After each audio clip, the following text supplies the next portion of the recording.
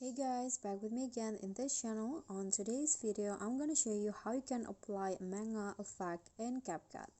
So here, you need to know that the effect can only be applied to a photo.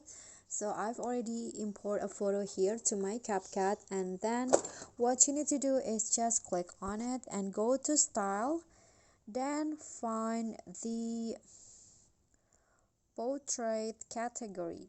Then you'll see the manga effect, so you can just click on that effect and it will be applied to your photo. So you can just wait until it's fully applied. Okay, so it's already applied to my photo. You can see that this is the before and here is the after with the manga effect. Okay, so that's a tutorial for me.